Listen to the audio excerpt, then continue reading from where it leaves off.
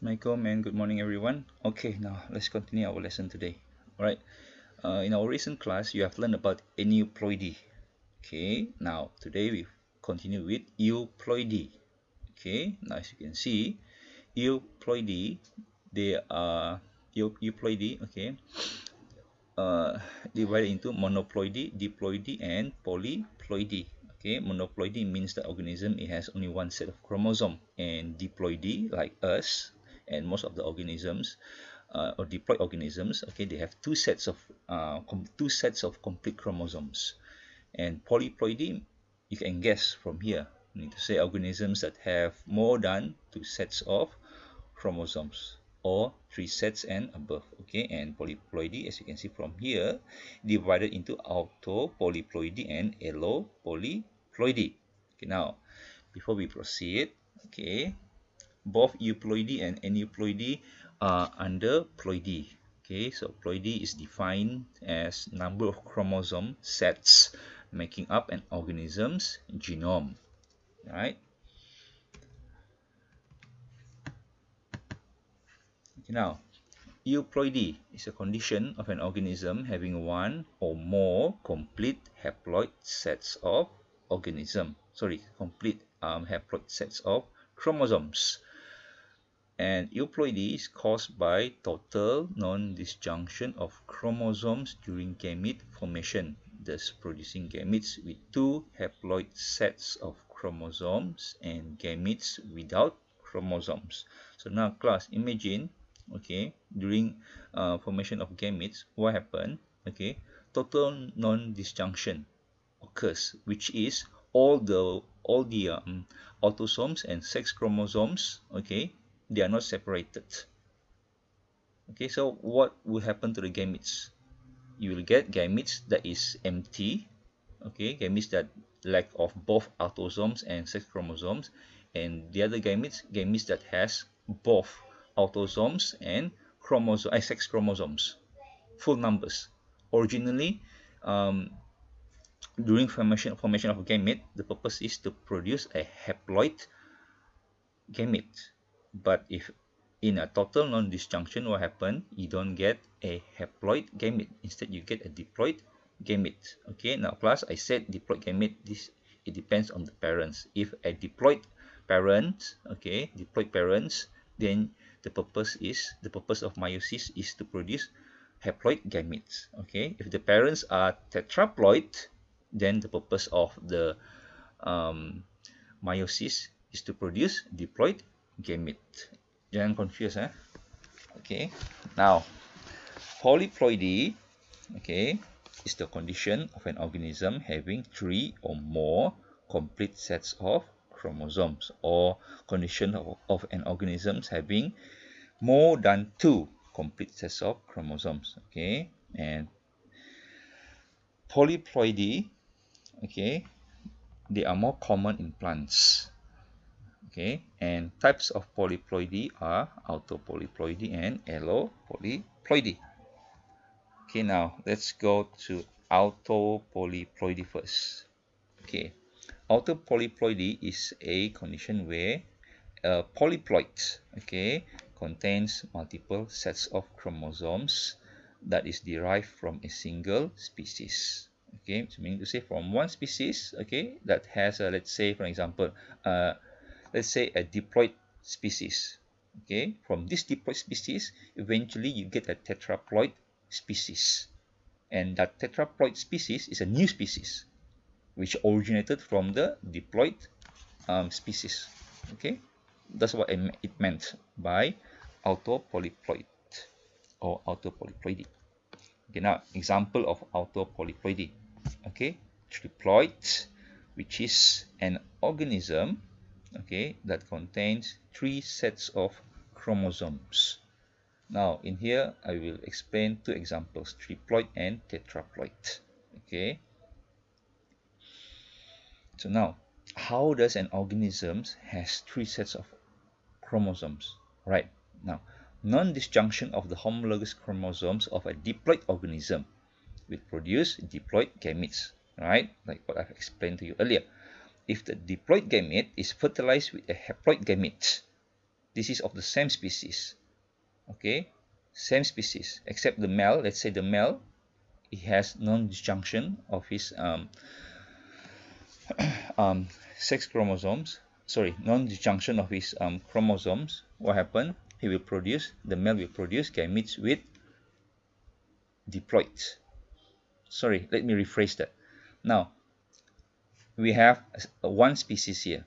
Okay, the male of this species, okay, had non-disjunction, okay, during meiosis, during formation of gametes.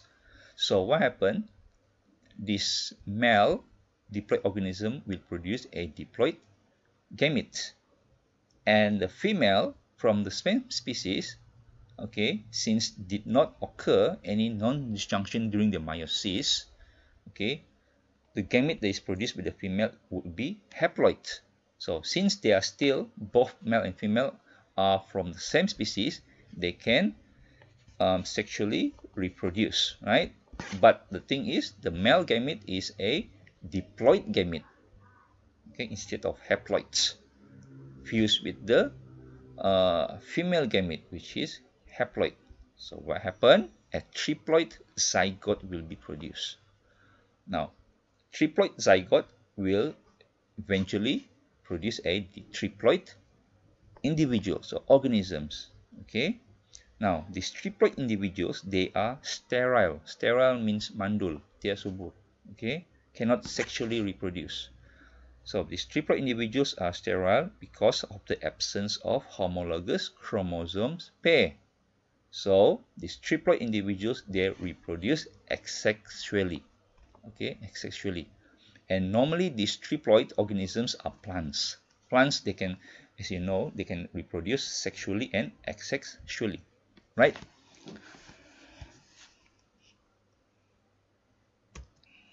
Now, tetraploid. How does a tetraploid organisms exist? Now, non-disjunction of the homologous chromosomes of a diploid organism will produce diploid gametes. You've known that already. Now, fertilization between two diploid gametes. Okay, earlier it was between one diploid gamete with one haploid. Now we have two diploid gametes, they fertilize. Okay, and this will produce a tetraploid zygote, which eventually become a tetraploid organism. Tetraploids, okay, or tetraploid organism produce fertile diploid gametes, right? If we have a tetraploid organism, definitely the tetraploid organism will produce a diploid gamete, right? And we have one diploid gamete from the male fertilize a diploid gamete from the female. So what happens? You will have a tetraploid organism, and this will lead to the formation of a new species which is different from the original parents. Okay, and again, autoploidy occur mostly in plants, but some in animals. The ones that occurs in animals are the tetraploids. Okay, like gray tree frog. You can Google it up. Salamander. Not all species of salamander. Okay, there are some species. And brine shrimp. So this is the diagram of a brine shrimp. Okay, and how small they are, tiny they are, compared when they are placed on our palm. Okay, right. So that's about autopolyploidy. Now, okay, one thing here, benefits of autopolyploidy in plants. Okay, so the plants, they grow faster and more luxuriant, meaning to say it has more leaves, okay, more stems and many roots. And then the plants, okay, also have bigger roots, bigger leaves, bigger stems. Bigger leaves means more photosynthesis can be done, and bigger flowers as well as bigger fruits.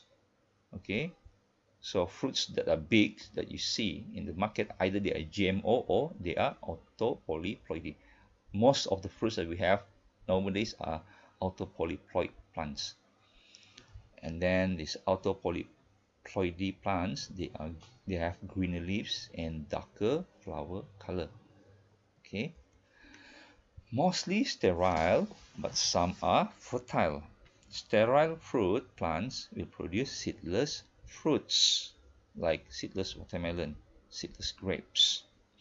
Okay, propagation is done via vegetative means of grafting. So meaning to say, like grapes, since they are seedless, okay, the seedless grapes, okay. So how are you going to propagate them or get them multiplied in number? It is done by grafting, right?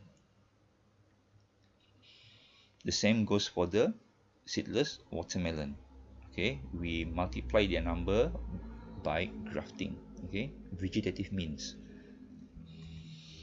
Okay, optimum ploidy can occur in some species, right, where further increase in sets of chromosome will result in reverse effects. So reverse effects would be the negative side of the positive sides. Okay, now, all right, Polyploidy. Okay, it is a polyploid that contains multiple sets of chromosomes that derive or came from two or more species. Okay, autopolyploid from one species, you get a new species. Allopolyploid from two or more species, you get another new species. So, allopolyploidy, okay, occurs due to sexual reproduction between individuals from closely related species. Okay, and important to form new species in evolution. Okay, this allopolyploidy, it must occurs, okay, by sexual reproduction between two closely related species. Okay, they are different species but related. Okay, meaning to say they must be from the same genus. Now, example is formation of Spartina townsendii, which is a type of helophytic grass. You can see from this diagram here. Okay, later, this is Spartina townsendii, which originated from the Spartina maritima and Spartina altaniflora. Right? Okay. Fertilization between the Spartina marittima, okay, which is a diploid organism, okay, as you can see from here, to N equals to 60. So this Spartina marittima will produce gamete N equals to 30, right? A haploid gamete. Okay, and this Spartina altaniflora, okay, which is a diploid organism as well, okay, to N equals to 62, which will produce a gamete N equals to 31.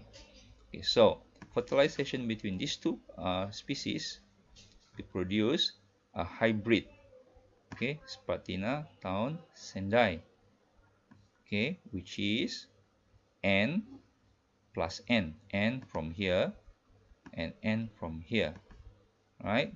So this is 30, this is 31. 30 plus 31, you get 61. So N plus N, AB, okay, get 61, which is sterile. Okay, why Spartina townsendii is sterile? Because absence of homologous chromosomes pair. Right? A diploid organism, they are fertile because each chromosomes, they are homologous, they have their pairing. But if you have 61 sets of chromosomes, okay, how are they going to pair? The 61, okay, it cannot pair. The first 60 can pair, okay, they have their pairing, but the 61 cannot find his pair. So Spartina townsendii is sterile. So since they are sterile, okay, this Spartina townsendii, they reproduce asexually. Okay, so non-disjunction, okay, will apparently occur in the Spartina townsendii chromosomes. Okay, it happened by nature. Okay, naturally, it is a naturally occurring phenomenon. okay, in plants especially, where their chromosome suddenly doubles up, or we call it as chromosome doubling. Okay, now what happens in the chromosome doubling is actually non-disjunction of the chromosomes, total non-disjunction of the chromosomes. Okay, now class, total non-disjunction and disjunction of chromosomes are quite similar but different. Non-disjunction of chromosomes, meaning to say either the autosomes um, undergoes non-disjunction or the sex chromosomes, but total non-disjunction or complete non-disjunction, meaning to say all the chromosomes, autosomes and sex chromosomes are not being separated. Okay. So non-disjunction of the Spartina townsendii chromosome will produce a fertile tetraploid, Spartina angelica 4N AABB, and the total sets of chromosome is 122, right? 61 times 2, you get 122. Non-disjunction by right, okay? You know that this Spartina townsendii cannot reproduce by sexual means, okay, only by asexual reproduction, but somehow their their gametes, okay, their cells, okay, undergoes non-disjunction. So what happened? You get 61 times 2, okay, which is 122. Now, this Spartina angelica is stronger and healthier from the original parents, which is Spartina maritima and Spartina alterniflora. Okay, and can reproduce by sexual and asexual reproduction quickly to become a new dominant species. Now, why does the Spartina angelica can reproduce by sexual means? Because it has the presence of homologous chromosomes pair, right? Okay, these are some of other examples for allopolyploidy, right? Formation of wheat. So I'm not going to discuss this. Okay. Now this is the summary between autopolyploid and allopolyploid, or autopolyploidy with allopolyploidy. Okay. So from one species you get another new species, and for allopolyploid, two different species, okay, we produce a sterile hybrid which eventually undergoes chromosome doubling or total non-disjunction, produce a new species of plant. Okay, sorry, no, a new species of organism. So that's it for today. All right. Okay, 80 minutes. No latihan. All right. So make sure you understand what are already being taught. Okay, Assalamualaikum. Thank you so much, everyone. Bye.